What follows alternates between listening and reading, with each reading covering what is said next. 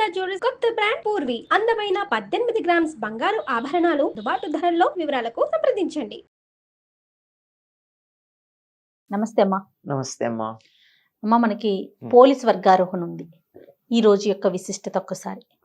కార్తీక మాసంలో దీపాలు పెట్టడం యొక్క ఫలితం ఏమిటో తెలియచెప్పేది పోలీస్ వర్గానికి వెళ్ళడం. ఈ దీపం పెట్టడం అనేది ఎంతో ప్రాధాన్యం వహిస్తుందమ్మా కార్తీక మాసంలో. ఎందుకంటే ఈ నెల వెన్నెల ఎంత వెలుగులో ఉంటుందో చీకటి అంత దట్టంగా ఉంటుంది. ఎందుకంటే ఈ సమయంలో భూమి సూర్యుడికి చాలా దూరంగా ఉండే కాలం, అందువల్ల చలి ఉంటుంది.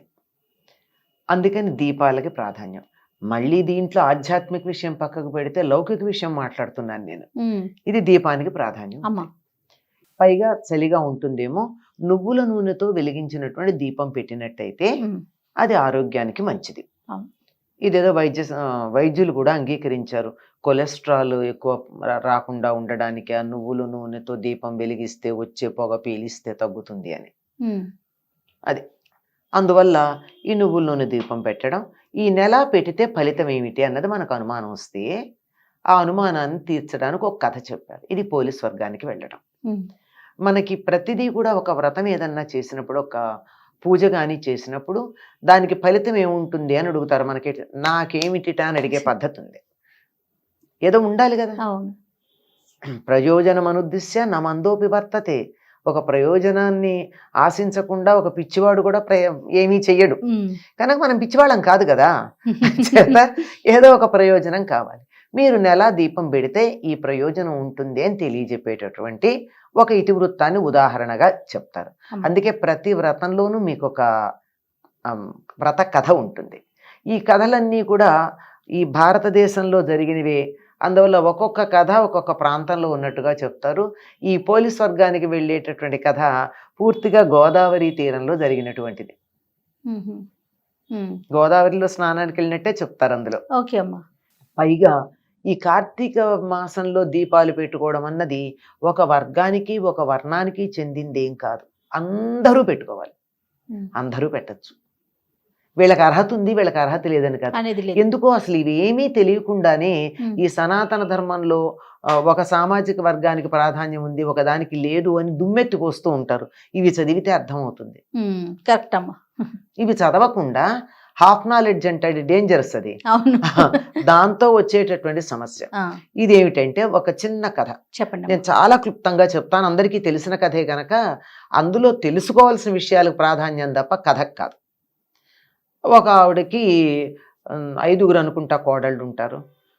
పై 4 కోడళ్ళు అంటే ఇష్టం, 5వ కోడలంటే ఎందుకో ఇష్టం ఉండదు. ఎందుకంటే జాతి వైరం అమ్మ, స్వభావాలు వేరుగా ఉంటే ఇష్టం ఉండదు అంతే. ఈ అత్తగారికి కార్తీక మాసం వస్తే వాళ్ళు గోదావరికి స్నానానికి వెళుతూ తన పెద్ద కోడళ్ళని తీసుకెళ్లేది, ముందున్న వారిని అందరినీ. ఈ చిన్న కోడళ్ళని రానిచ్చేది కాదు, రావద్దనేది. సో ఈవిడికి కూడా ఉంది కోరిక పాపం. అందుకని ఏం చేసేది, వాళ్ళు అలా వెళ్ళంగానే ఇటు పెరట్లో ఉన్న బావి నీళ్లతో స్నానం చేసి, ఆ పెరట్లోనే ఓ పత్తి చెట్టు ఉంటే పత్తి చెట్టుకున్న పత్తి తీసి ఓ ఒత్తిలాగా చేసి, క్రితం రోజు మజ్జిగ చేసినటువంటి కవ్వం ఉంది, ఆ కవ్వానికి ఈ ఒత్తిని రాచేది. కాస్త వెన్న అంటుకుంటుందిగా, అది దీపం తులసి దగ్గర పెట్టేది. పెట్టి అది మరి నేతి దీపం పెట్టిన ఫలితం ఆవిడికి. పెట్టి బియ్యం వాడేసుకునే బుట్టలను ఉంటాయి మనకి, అంటే వెదురుతో బుట్టలు ఉంటాయమ్మా. బియ్యం కడిగి అందులో వేస్తారు, పొడి పొడిగా వచ్చేస్తాయి. నీళ్లు కారడానికి కొంచెం ఖాళీలు ఉంటాయి కదా, ఈ బుట్ట దాని మీద బోర్లించేది. ఎందుకంటే దీపం దూరం నుంచి వస్తున్న అత్తగారికి వాళ్ళకి కనపడకూడదు. వాళ్ళు వస్తున్న జాడ రాగానే గబగబా ఇవన్నీ పక్కన పెట్టి ముసుగు పెట్టుకుని పడుకునేది. అయ్యా పుణ్యం మాకే వచ్చింది, దీనికి పుణ్యం రాలేదని వాళ్ళు సంతోషపడ్డారు. అయిపోయింది. చివరి రోజు ఇలా నెల రోజులు చేసింది.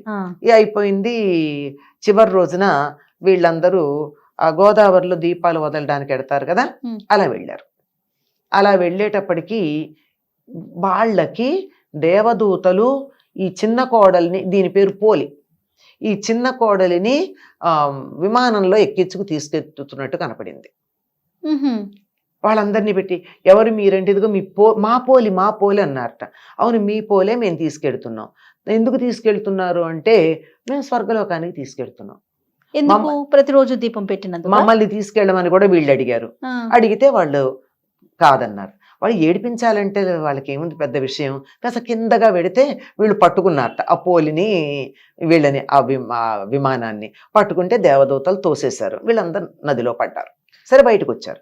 వచ్చి అదేమి మేము దీపాలు పెట్టాం, మేము కార్తీక స్నానాలు చేసాం, మేము కార్తీక దీపాలు పెట్టాము, అదేం చేయలేదు కదా, ఎందుకు తీసుకెడుతున్నారు అంటే మీరు ఎన్ని చేసినా పుణ్యం మీకే కావాలి, ఇంకొకళ్ళకి పుణ్యం రాకూడదు అని ఒక దుర్బుద్ధితో చేశారు గనక, ఇంకొకరికి పుణ్యం రాకుండా అడ్డుపడ్డారు గనక మీకు స్వర్గంలో అడుగుపెట్టే అధికారం లేదు.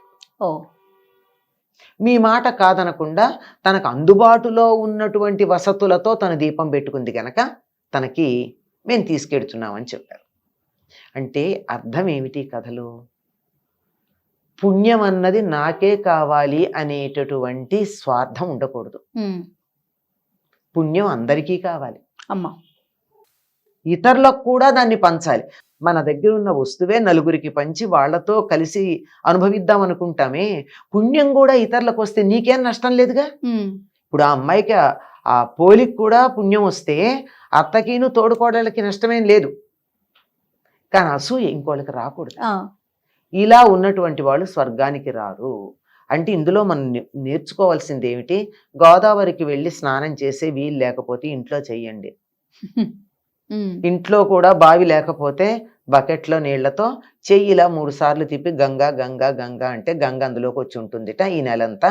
అంచేత గంగా స్నానం అని అనుకుని స్నానం చేయండి.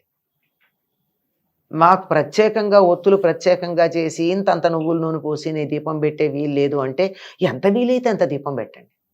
భక్తి ప్రధానం. ఎంత కిలోల నూనె తెచ్చి దీపాలు పెట్టి ఇంకొకళ్ళకి పుణ్యం రాకూడదని అడ్డుపడినట్టయితే మీరు టన్నుల కొద్దీ నూనె వెచ్చించి బేళ్ల కొద్దీ పత్తితో దీపాలు పెట్టినా ఎక్కడ ఉన్న వాళ్ళు అక్కడే ఉంటారు. ఇది ఇందులో ప్రధానంగా గుర్తుంచుకోవాల్సింది. ఒకటి, మనకు అందుబాటులో ఉన్న వాటితో ధర్మాన్ని ఆచరించాలి.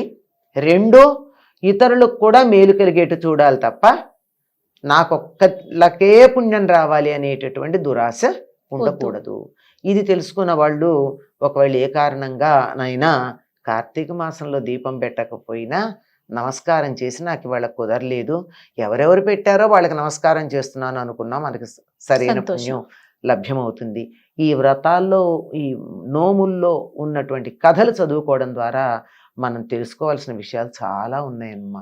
మన ప్రవర్తనకి సంబంధించిన విషయాలు ఉన్నాయి. ఇతరులు పుణ్యం సంపాదించుకోవడానికి సహాయపడు, నువ్వు వెళ్ళలేకపోతే, నేను గుడికి వెళ్ళలేకపోతే నీకు ప్రోత్సహిస్తామా, నువ్వు వెళ్ళిరా అంతే, చాలు అంతే. అది లేకపోవడం వల్ల వాళ్ళు ఎంత చేసినా వాళ్ళకి పుణ్యం రాలేదు అని. ఇది పోలీస్ వర్గానికి వెళ్ళినటువంటి కథ. ఇది కార్తీక మాసంలో అమావాస్య నాడు చిట్ట చివరి రోజు చేస్తారు. ఆ రోజు మంగళవారం శుక్రవారం అయితే అయ్యో మన ఇంటి ఆడబడుచు కదా ఎందుకు పంపిస్తాము అని చెప్పి మాట్లాడి చేస్తారు. ఓకే, ఇంకా ఆ రోజు ఏమైనా ప్రత్యేకమైన విధి విధానాలు పాటించాలమ్మా? ఏమీ లేవమ్మా. ఈ కార్తీక మాసం అంతా ఏం విధి విధానాలు ఉన్నాయి?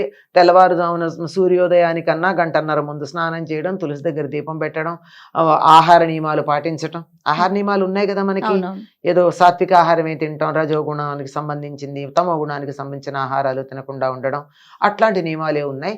సాయంత్రం మళ్ళీ ఎలాగో దీపం పెడతాం. ఇంకా అమావాస్య ఉంది కనుక, కార్తీక మాసమే కనుక తులసి దగ్గర మళ్ళీ సూర్యాస్తమైన తర్వాత దీపం పెట్టుకుంటాం. అంతే.